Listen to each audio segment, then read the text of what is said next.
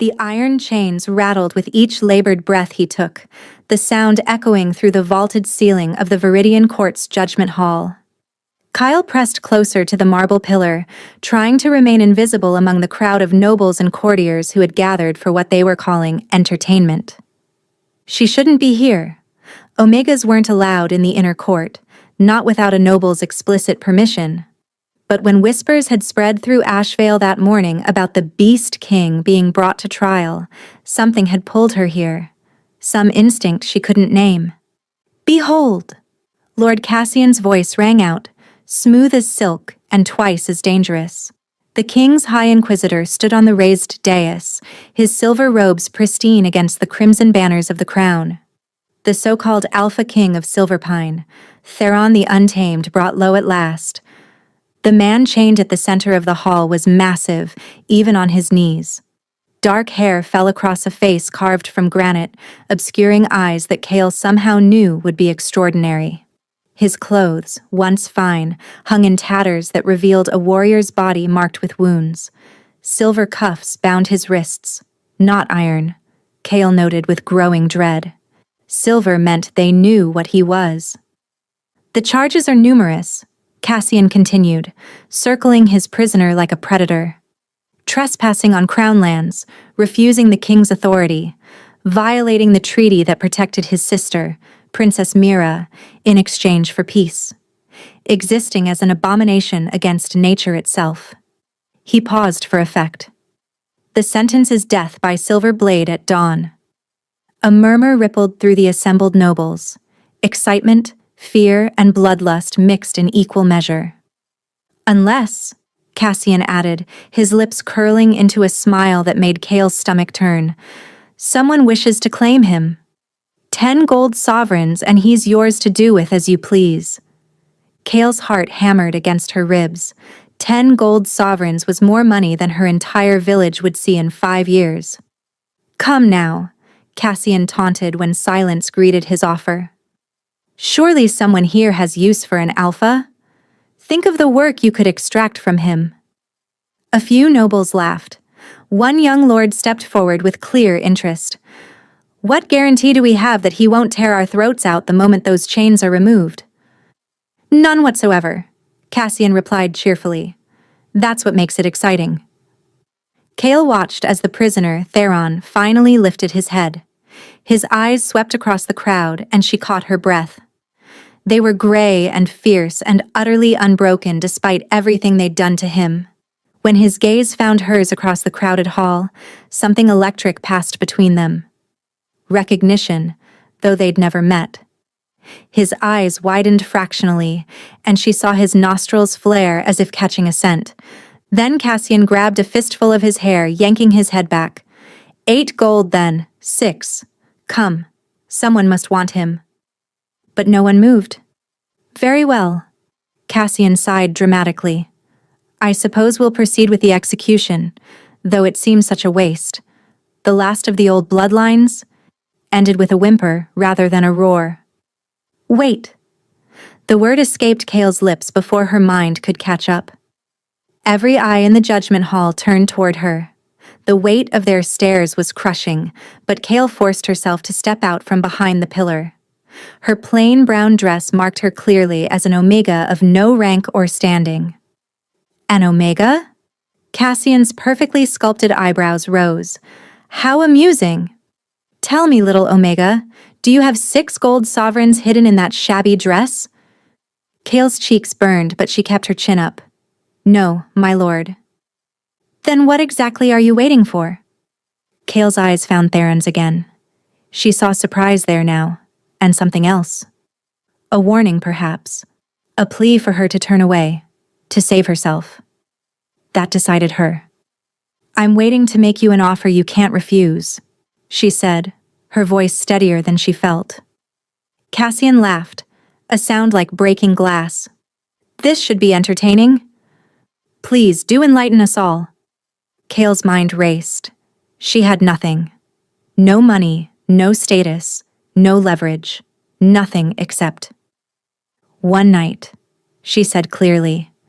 "Give me one night beside him, alone and unchained. If I survive until dawn, you release him into my custody with all charges pardoned." The hall erupted in shocked whispers. "And if you don't survive?" Cassian asked. "Then you get your execution," Kale replied. "2 bodies instead of 1. Surely that's entertainment enough for the court." "Kale, no." The voice came from near the doors. Lyra, her younger sister, had followed her despite orders to stay home. The girl's face was pale with terror. "Please, you can't." But Kale couldn't stop now. She could feel Theron's eyes boring into her, could sense the tension in his frame. "Done." Cassian clapped his hands together. "I accept your wager, little Omega. Tonight, you'll be locked in the Eastern Tower with the Beast King. No chains, no guards, no weapons. Just you and him, and whatever instincts you possess." He leaned closer. "I do hope you're a fast runner." The nobles erupted in excited chatter, already placing bets on how long she would last. 2 guards hauled Theron to his feet. As they dragged him past her toward the tower, he managed to turn his head, catching her gaze one more time. His lips moved, forming words she couldn't hear, but she thought she caught "foolish" and "run." "This way, Omega." A guard gripped her arm, not gently. "Best say your goodbyes now." Kale embraced Lyra quickly, feeling her sister's tears against her neck. "Be brave," she whispered. "If I don't come back, go to the old healer Rian in the lower city. She'll take care of you." "You'll come back," Lyra sobbed. "You have to." But as Kale was led toward the Eastern Tower, she wasn't sure which outcome scared her more. The tower door slammed shut behind her with a finality that echoed in her bones. Across the circular room, still in those silver cuffs, Theron watched her with eyes that held secrets she couldn't begin to fathom. "Well," Kyle said into the heavy silence, trying to keep her voice from shaking. "I suppose we should introduce ourselves properly." Theron's response was a low growl that vibrated through the stone floor and straight into her chest. Not entirely human, not entirely animal. Something ancient and powerful and utterly beyond her understanding. But it was far too late for second thoughts now. The Eastern Tower room was sparse. A stone floor, a narrow window too high to reach, and a single torch flickering in its bracket. No furniture, no comfort, nothing but cold stone and growing darkness as sunset painted the sky. And Theron. He'd moved to the farthest corner, his back against the wall. Those silver cuffs still binding his wrists. Even seated, he was enormous. "The cuffs," Kale said softly, taking a careful step closer. "They're hurting you." His eyes tracked her movement with predatory precision. When he spoke, his voice was deep, rough from disuse. "Stay. Back." So he did speak the common tongue. That was something at least. "I'm not afraid of you," Kale lied. One dark eyebrow rose in clear skepticism. "Stupid. Or suicidal." "Perhaps both," Kale admitted. She lowered herself to sit on the cold floor, deliberately making herself smaller, less threatening. "But I didn't save you from execution just to cower in the corner all night." "Save?" He laughed without humor. "You bought yourself a death sentence, Omega. Then we'll face it together." Kale had hidden small bundles of herbs in the folds of her dress, nothing the guards had bothered to search for. She pulled them out now, along with strips of cloth. "At least let me tend your wounds." "Why?" The question seemed torn from him. "You don't know me." Kyle sorted through her supplies. "When I was 8, my mother got sick. I needed silver leaf tea to break her fever, but it only grew in Silverpine territory. Your territory." She looked up, meeting his gaze. "I went anyway. Got lost. A wolf found me, huge, silver gray. It led me to the silver leaf, then guided me home. My mother lived because of that wolf." Understanding dawned in his eyes. "One of my pack. So when I saw you chained and bleeding, I remembered. Sometimes mercy is repaid with mercy. Silence stretched between them. Then, slowly, Theron extended his arms, offering his wounded wrists. Kale rose and crossed to him. This close she could see the true extent of the damage. The silver cuffs had burned into his skin, leaving raw wounds. Worse, dark veins spread from those burns, threading up his arms. "Silver toxicity," she breathed. "How long have you worn these?" 3 days. His jaw clenched. "Since they ambushed my patrol." 3 days. Kyle's heart sank. Theron. Silver poisoning this advanced, even if I remove the cuffs. "I know," he said simply. "No." Kale's hands moved with sudden urgency, crushing herbs between her palms. "I won't let you die." As Kale worked, applying paste to burns around the cuffs, she felt him watching her. Not with predatory intensity now, but with something softer. "You're not afraid anymore," he observed. "I'm terrified," Kale corrected. "But fear and compassion can exist in the same heart." She reached for the buckles on the cuffs, but Theron's hand caught her wrist. Not roughly, but firmly. "Don't." His voice had dropped to something gravelly. "When these come off, I won't be able to control it." "Control what?" His eyes met hers and she saw genuine fear there. "The beast. The silver's been suppressing the shift, but the poison is spreading. When it reaches my heart." He swallowed hard. "I won't remember you saved me. I'll only know prey." Kale's pulse jumped, but she didn't pull away. "Then we'll manage it together." "You don't understand."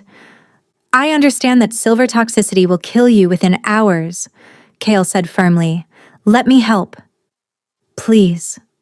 Theron stared at her for a long moment, then nodded. The buckles were stiff with blood, but Kale's fingers were nimble. The first cuff fell away with a metallic clang. Theron hissed in pain and relief. "One more," Kale murmured. The moment it fell away, Theron's entire body convulsed. His eyes rolled back, and when they refocused, they were no longer gray. They were molten gold. "Theron," Kale whispered. The growl that answered was purely animal. And as his body began to change, bones cracking and reforming, Kale realized she'd made a terrible miscalculation. Hours had passed since nightfall, and the true test was only beginning. Kale scrambled backward as Theron's transformation rippled through him. His clothes tore, skin giving way to silver-gray fur. His face elongated into a muzzle filled with teeth that could tear through bone. But he didn't fully shift. He remained trapped in a horrifying middle state, too human to be wolf, too wolf to be human. "Theron, listen to me." Kale pressed her back against the cold stone wall. "You're still in there." The creature that had been Theron swayed on its feet, those golden eyes fixed on her with feral intensity. Its nostrils flared, drinking in her scent. A low whine escaped its throat, followed by a snarl. It was the poison, she realized. The silver toxicity was driving him mad, caught between forms. He was trapped, suffering, and his beast was in survival mode, which meant she was prey. The creature lunged. Kale dove to the side, feeling claws whistle past her shoulder. She rolled and came up running, circling the room desperately. "Theron!" She tried again. "Fight it!" But the beast was beyond reason. It stalked her with predatory patience, cutting off escape routes. Then she remembered. Wolves responded to submission. It went against every survival instinct, but Kale dropped to her knees and bowed her head, exposing her neck. "I submit," she whispered. "I'm not your enemy." The creature's growling stopped. Kyle heard the pad of its feet approaching, felt its hot breath against her neck. Every muscle screamed at her to run. Instead of violence, she felt something unexpected. A cold, wet nose pressed against her neck, sniffing. Then the creature's head rubbed against her shoulder, almost affectionate. Kale's eyes flew open in shock. The beast was nuzzling her like a dog seeking comfort. The golden eyes held pain and confusion, but not hostility. "That's it," she breathed, slowly raising one trembling hand. "You remember?" Her fingers made contact with soft fur, and the creature leaned into her touch. Kale stroked its head, marveling at the trust being offered. "We need to purge the silver from your blood," she murmured. "It's driving you mad. But I can help." The tower door burst open with a bang that made them both jump. A young noble stood in the doorway, a crossbow aimed at Theron's chest. Behind him, Cassian's voice rang out. "I knew she'd be dead by now. Finish it. Kill the beast." "No." Kale threw herself between the crossbow and Theron. "Don't shoot." The noble's eyes widened at finding her alive. "Move, Omega. That thing will kill you." "He's not a thing," Kale snarled. "And he won't kill anyone." Behind her, Theron's growl rumbled through the floor. She felt him move, felt his body press against her back protectively. "Fascinating." Cassian appeared in the doorway. "The beast has bonded to its prey. How inconvenient."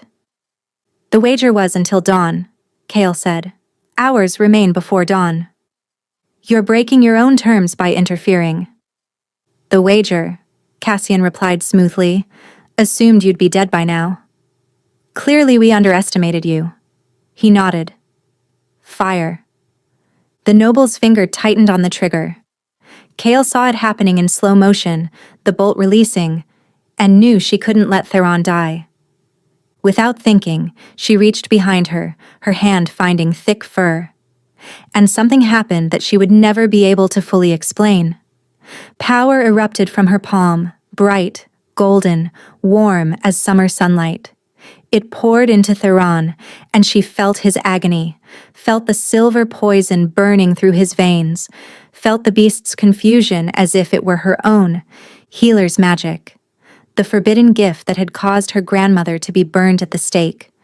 But for him, she would break every vow. The crossbow bolt struck Theron's shoulder and bounced off harmlessly, deflected by golden light. Cassian's eyes widened in shock, and something that looked like greed. "A healer," he breathed. "A true healer Omega." He never finished. Theron, his body flooded with Kale's healing energy, completed his transformation in a burst of light. The full wolf that emerged was magnificent, the size of a small horse, silver-gray fur rippling with golden light. And his eyes were no longer gold. They were gray again. Aware. Furious. Theron's snarl promised death. The noble dropped the crossbow and fled. Cassian tried to follow, but the wolf was faster. Theron placed himself between the humans and Kale, teeth bared. "Call off your beast, healer," Cassian demanded, though his voice shook, "or I'll have the entire royal guard here." "He's not my beast," Kale said quietly, exhausted from the magical expenditure. "He's his own person. And I think you should leave." For a moment, Cassian looked like he might argue. Then Theron took one step forward, and the High Inquisitor fled. The moment they were alone, Theron's form shimmered and shifted. In seconds, a man knelt before her, naked, panting, his wounds partially healed but his eyes haunted. "You saved me," he whispered. "Again." "You defended me," Kyle replied, reaching out to cup his face. "Even when the poison had you." Theron's hand came up to cover hers. "What are you?" he asked. "What are you?" she countered. He smiled then, the first real smile she'd seen from him. "I asked first." But before Kale could answer, Theron's expression changed.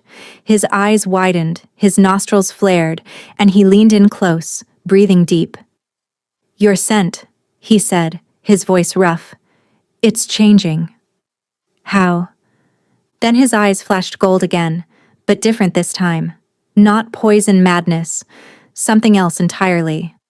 "No," he said, horror dawning on his face. "What did I—" His hand moved to her neck, and Kale gasped as his fingers found a wound she hadn't realized was there. When he pulled his hand away, blood stained his fingertips. "When?" she whispered. When you healed me, Theron said, his voice breaking. When our magic touched, I lost control for just a moment.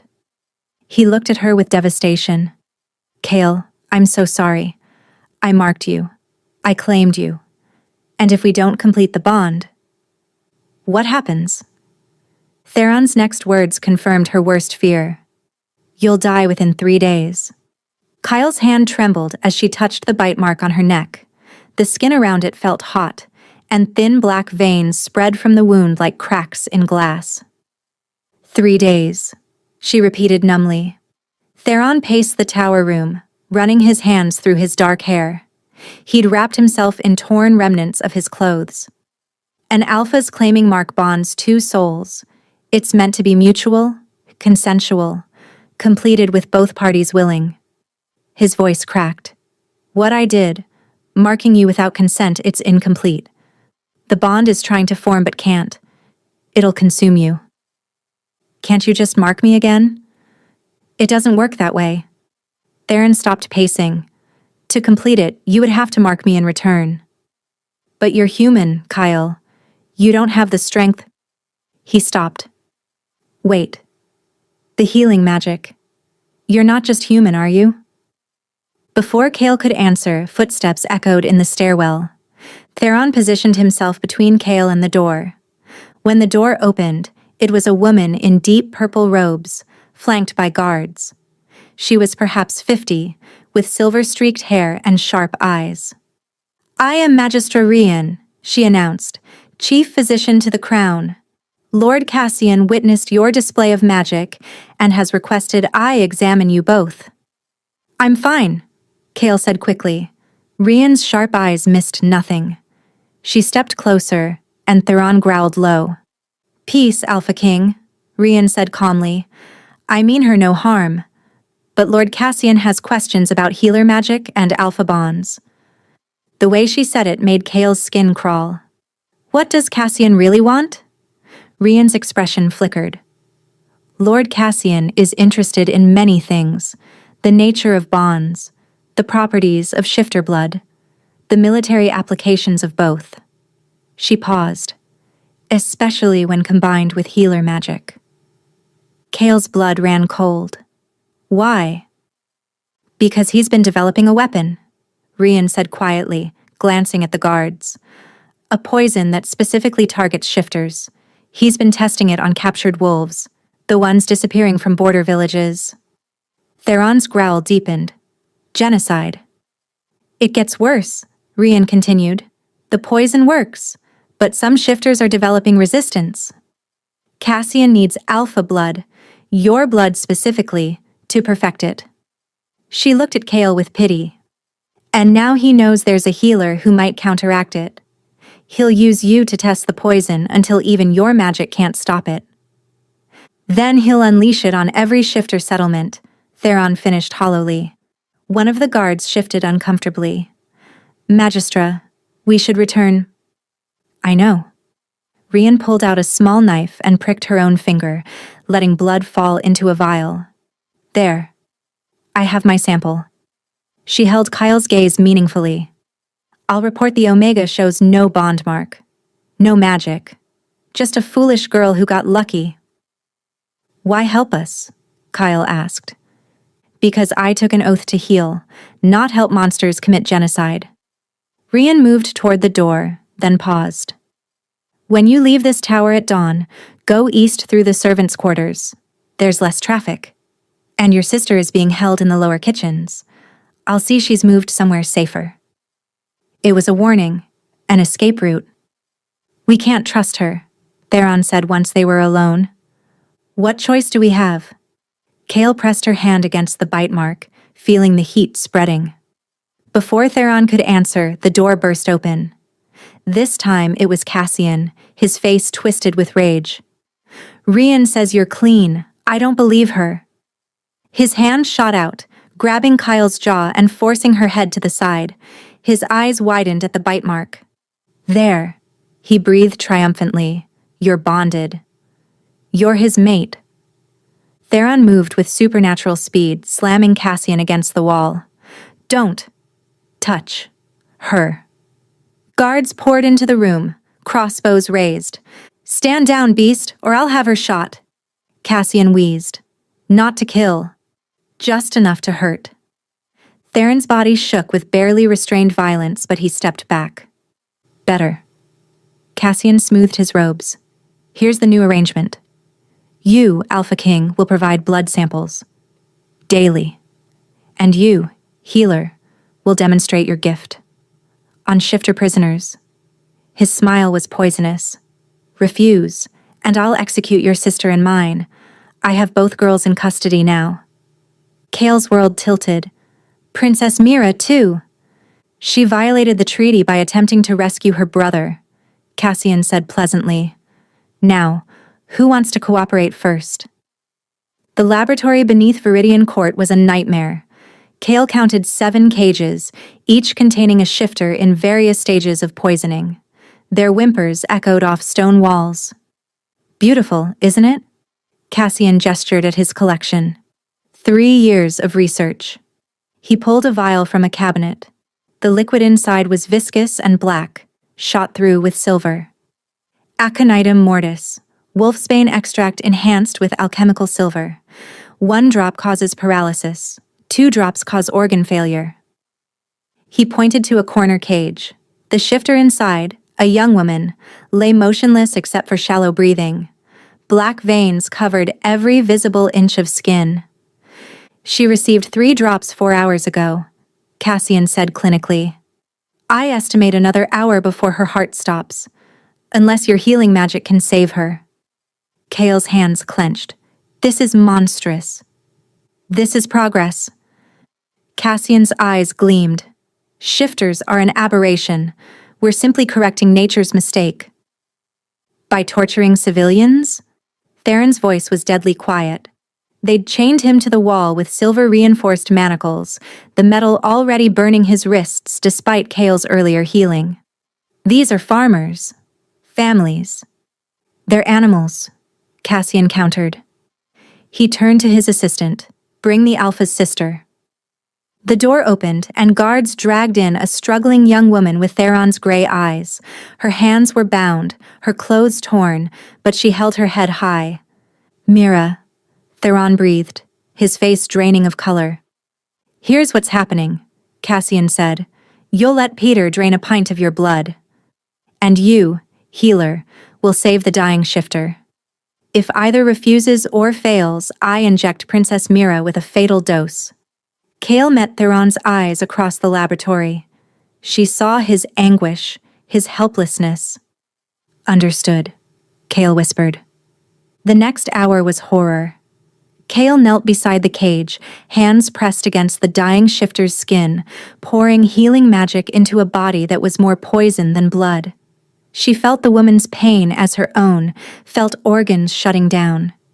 And she felt the poison itself, intelligent, adaptive, designed to resist healing.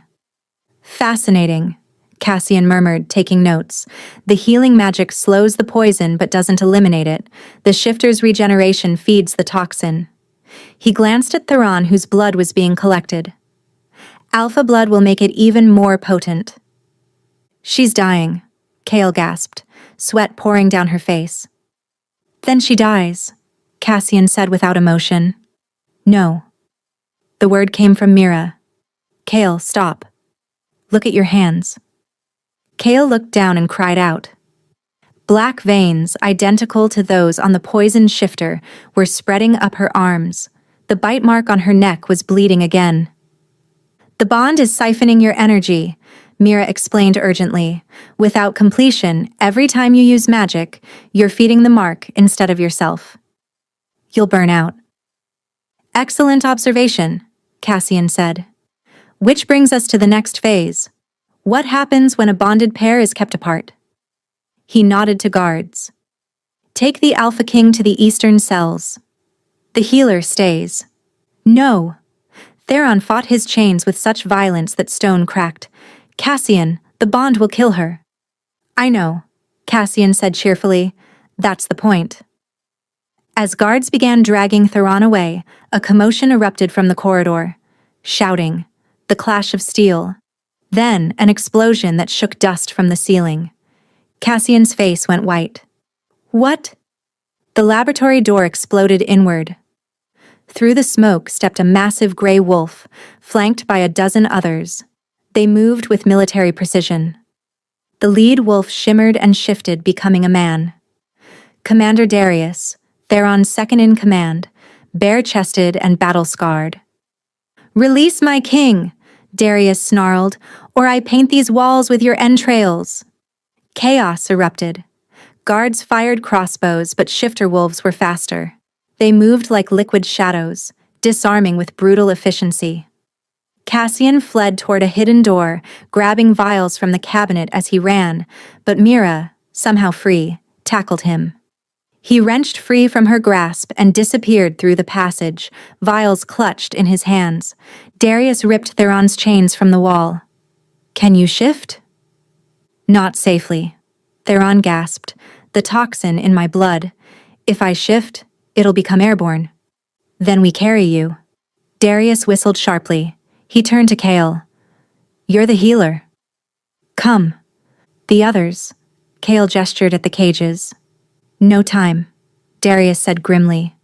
But Kale was already at the cages, fumbling with locks. "I won't leave them." "Fine. Everyone grab a prisoner." They ran through smoke-filled corridors, guards shouting behind them, alarm bells clanging. Kyle's legs burned, her vision swam, black veins crawling higher with each step. Through her bond with Theron, she felt his weakness matching her own. They burst from the castle into gray dawn light. Horses waited, and wolves, dozens of them, a full pack. Among them, Kale spotted Lyra being helped onto a horse by a kind-faced wolf in human form. "Lyra!" Kyle gasped in relief. "How?" "The pack rescued me from the kitchens before the main assault," Lyra called back. "I'm okay, Kale." "The forest," Theron gasped. "Once we reach Silverpine territory." An arrow whistled past Kale's ear. She turned to see the young noble from the tower leading mounted guards, Cassian riding beside him with murder in his eyes. "Kill the healer," Cassian screamed. "I need her dead. Her blood will complete my research." More arrows. One struck Kale's wounded shoulder, spinning her around. She fell hard, pain exploding through her body. The last thing she saw before darkness claimed her was Theron's anguished face, his hand reaching for her. Then nothing.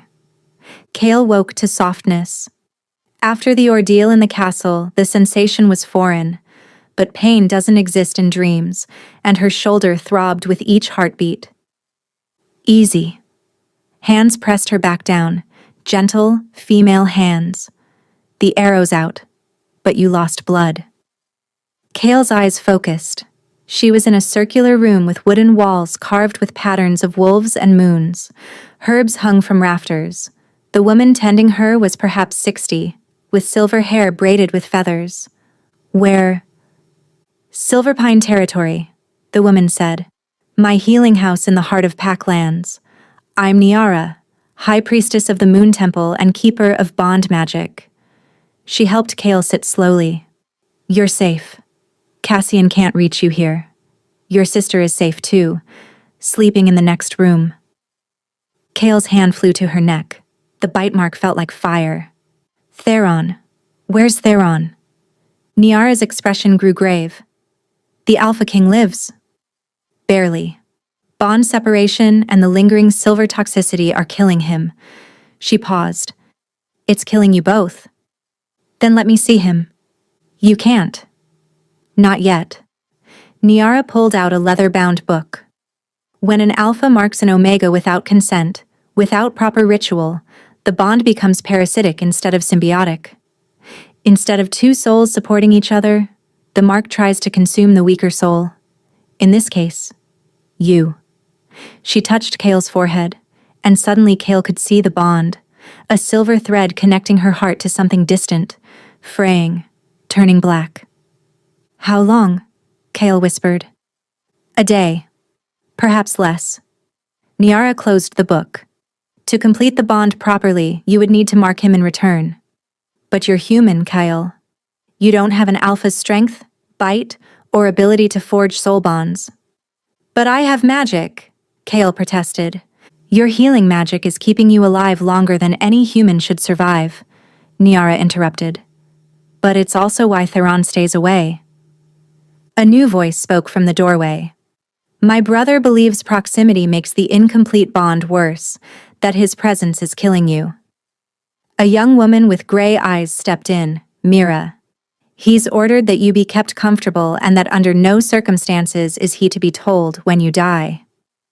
That noble idiot, Kale breathed. It runs in the family, Mira said with a sad smile. Where is he? Mira and Nayara exchanged glances. The Moon Temple, Mira said, preparing for the severance ritual. Ice flooded Kale's veins. Severance? The only way to save your life, Niara explained. If Theron severs the bond before it kills you, you'll be free. You'll live.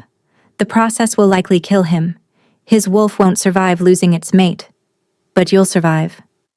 No.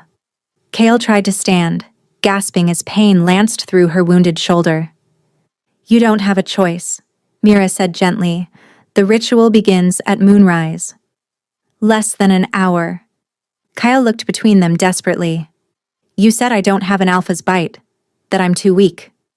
She grabbed Niara's hand. But what if I'm not trying to complete it as a human? What if I complete it as something else? Understanding dawned in Niara's ancient eyes. The transformation. You're suggesting you undergo the change, become like us. Can it work? Theoretically. Niara's brow furrowed. But Kale, you've already been marked. Already partially bonded. A human body can't survive both bond formation and species transformation simultaneously. What are my odds?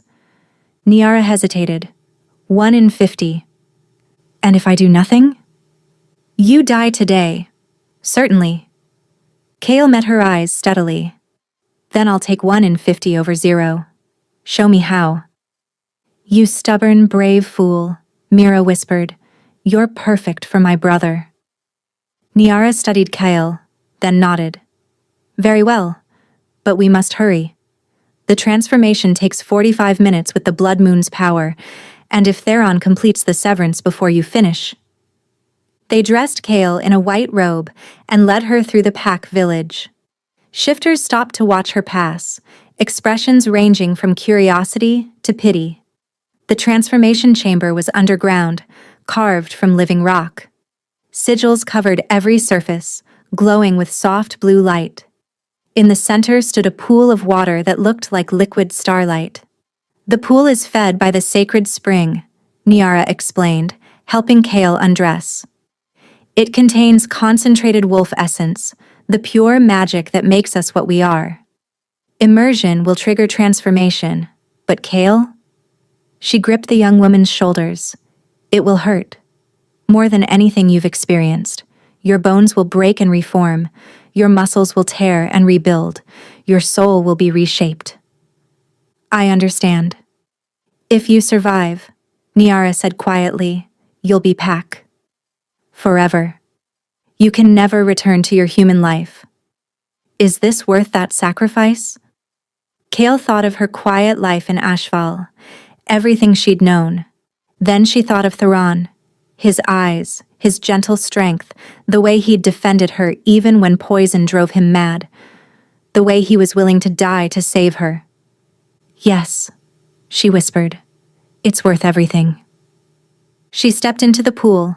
The water's surface broke with barely a ripple, but the moment it touched her skin, agony exploded through every nerve.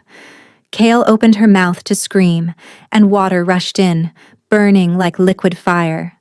The last coherent thought she had was, please let me survive. Please, let me save him. Then there was only darkness and transformation, and the distant sound of wolves howling at the rising moon. Theron knelt on cold stone in the Moon Temple, his body trembling. The sacred space was ancient, carved from a single massive tree that had died 1,000 years ago but refused to fall. Moonlight streamed through gaps in wooden walls. Around him, 7 elder priestesses chanted in the old tongue.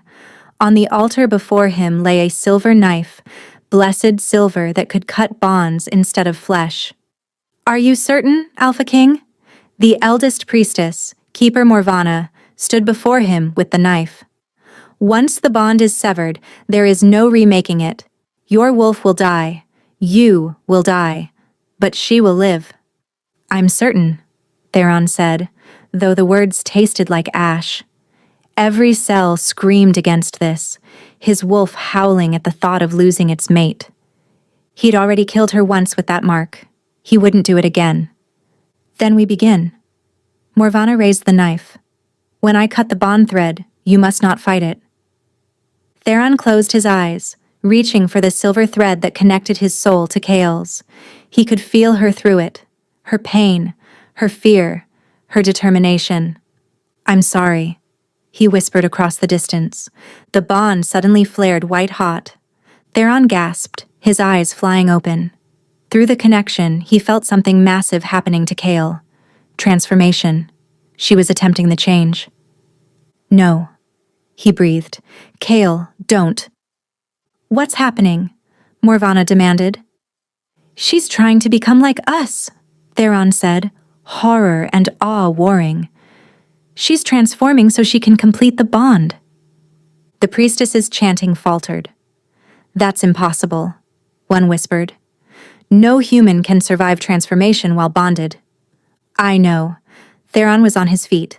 "I have to stop her." Pain exploded through the bond. Not his pain. Hers. Theron collapsed, feeling Kale's agony as his own. He felt her bones breaking, her muscles tearing, her human form dying, and he felt her failing. "The transformation is killing her," Morvana said grimly. "She's not strong enough.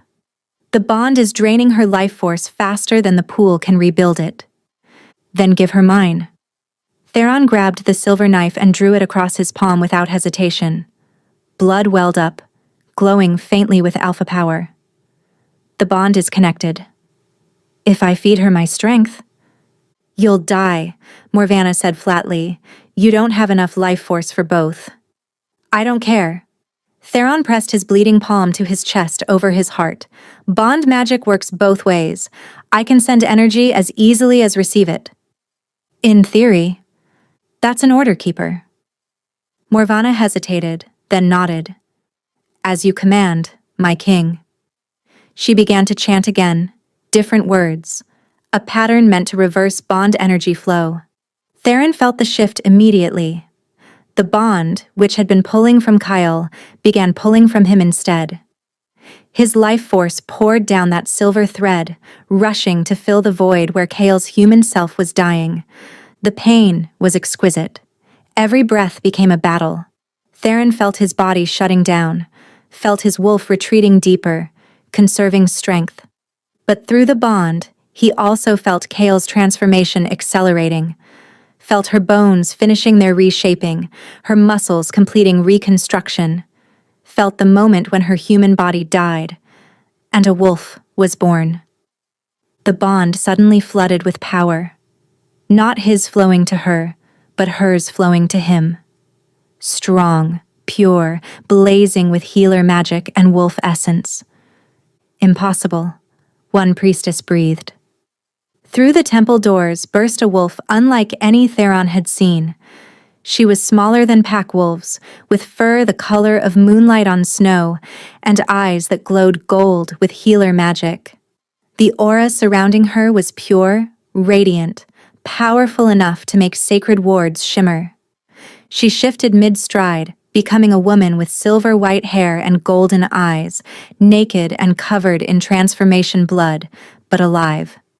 "Kale," Theron breathed.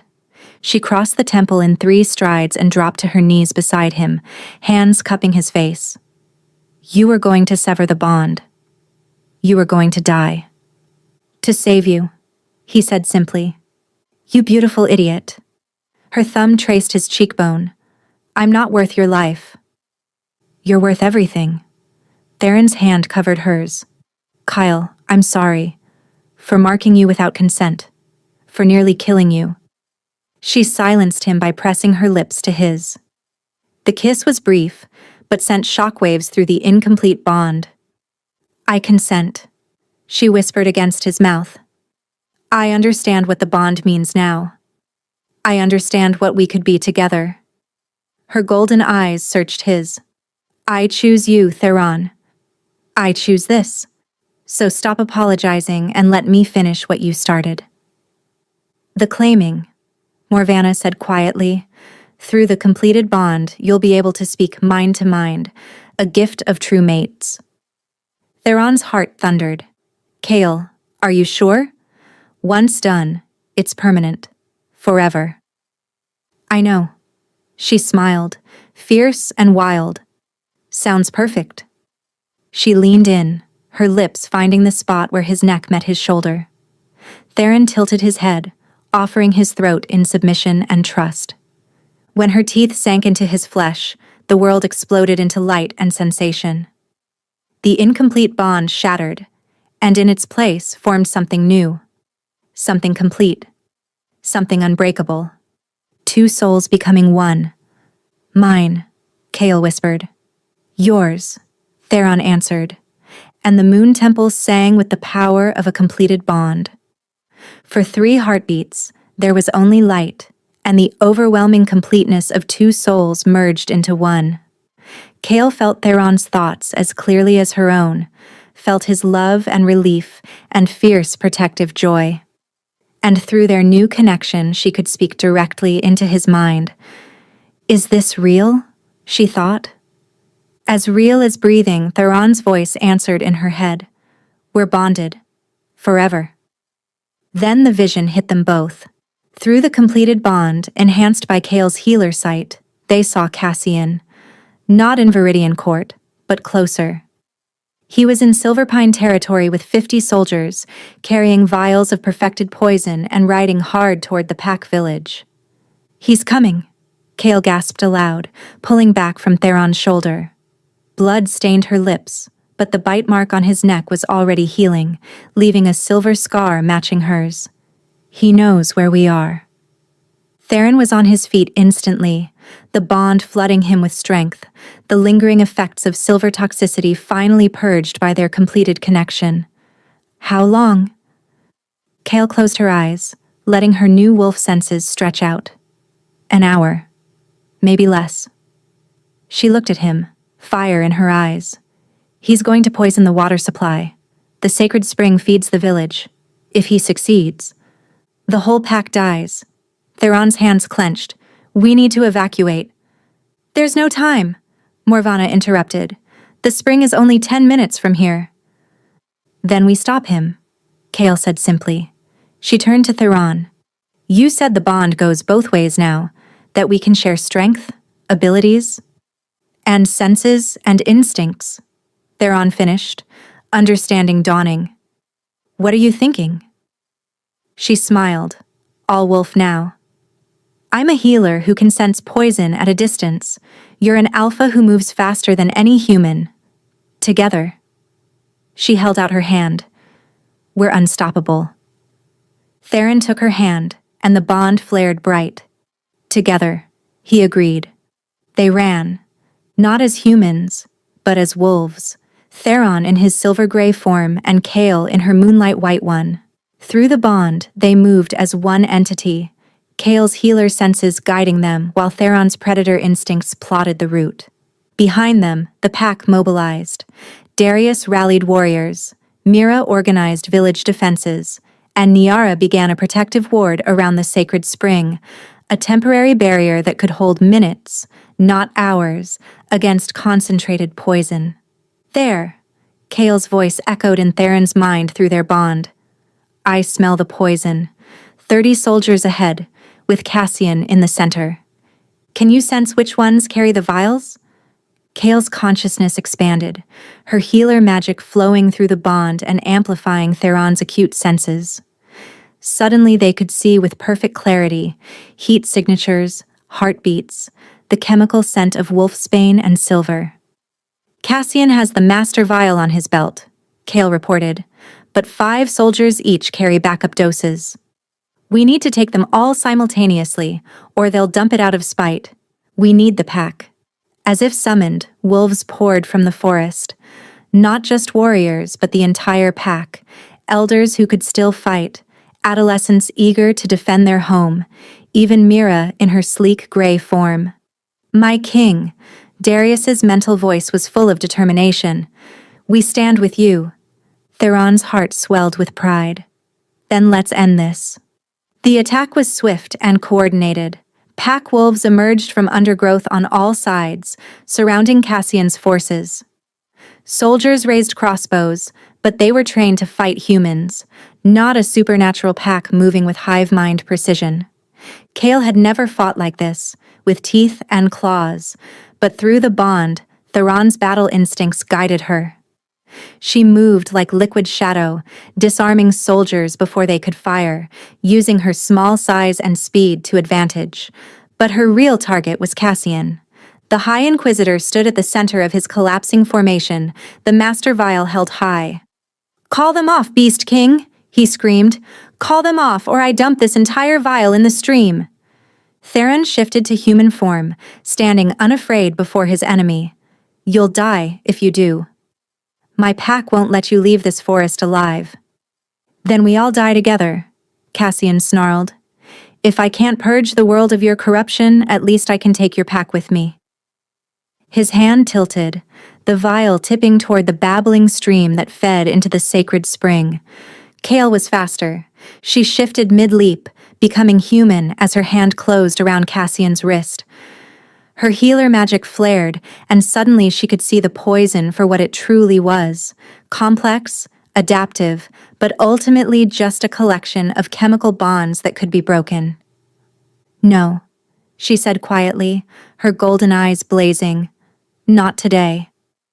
Her power poured into the vial, unmaking the poison molecule by molecule. Cassian screamed as the liquid in his hand began to glow, then shimmer, then dissolve into harmless water. "Impossible," he breathed. "No healer is that powerful." "I'm not just a healer anymore," Kale said. "I'm pack. I'm bonded. I'm both wolf and witch.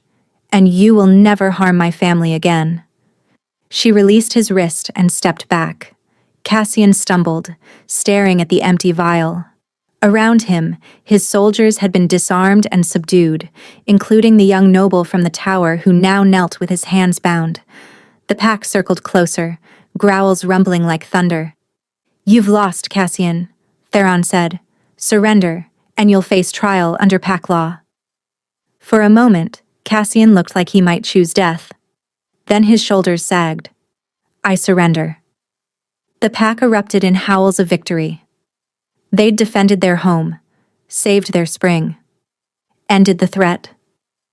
But Kale felt no triumph, only exhaustion. The healer magic she'd used to destroy Cassian's poison had drained her completely. Through the bond, she felt Theron's alarm as her legs buckled, her wounded shoulder throbbing intensely. He caught her before she hit the ground, cradling her against his chest. "Kyle? Stay with me." "I'm fine," she mumbled. "Just tired. Shoulder hurts." "Then rest." Theron pressed a kiss to her forehead. "You've earned it. You saved us all."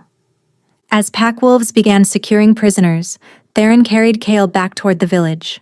Through the bond, she felt his love wrapping around her like a warm blanket. "Theron," she whispered. "Yes? What happens now?" He was quiet, thinking. "Now we rebuild. Cassian's capture will send a message to Viridian Court. With him and his co-conspirator arrested, we can negotiate a real peace treaty." "And us?" Kale asked. Theron stopped walking and looked down at her. "We live, Kale. We heal together. We lead together. You're my bonded mate, which makes you pack royalty." He added quickly, "If you want this life." "I chose you," Kale interrupted. "That's all the choice I needed." They reached the healing house to find Lyra waiting. Kale's heart leaped. "You're alive?" Lyra threw herself at Kale. "Your eyes are different. And your hair. It's silver now." "I'm different," Kale admitted. I'm Pack now, a shifter. I can never go back to being fully human. Lyra considered this for 3 seconds, then shrugged. Can I learn to shift too? Despite everything, Kale laughed. That's not exactly how it works. But she can stay? Lyra looked hopefully at Theron. For as long as you want, Theron said warmly. You're Kale's family, which makes you Pack family. Always welcome. Niara emerged from the healing house. Bed. Now. You've burned through more magic today than most healers use in a year, and that shoulder wound needs proper treatment. She looked at Theron. And you, Alpha King, need to stay close. The bond is still settling. I'm not going anywhere, Theron said firmly. They settled Kale in a soft bed piled with furs. Theron lay beside her, with Lyra curled in a chair nearby. Through the window they could hear the pack celebrating. Howls of joy, songs of victory. Later, Mira brought news that Magistra Rian had gone into hiding after helping them, protected by loyal staff who opposed Cassian's genocide. She'd sent word that she was safe and would testify when the time came. Theron? Kale whispered as she drifted towards sleep. Yes. Thank you. For being worth surviving for. Thank you for choosing to survive. His voice answered in her mind. For choosing us. Through the bond, she felt his love and gratitude, felt the pack's acceptance flowing around them. Felt Lyra's presence, safe and happy. Felt the completeness of finally belonging. This was home. This was family. And as sleep claimed her, surrounded by love and pack, and the mate her soul had chosen, Kale knew with absolute certainty that she'd survived one night beside the Alpha King. And she'd chosen to stay beside him for every night after. Forever.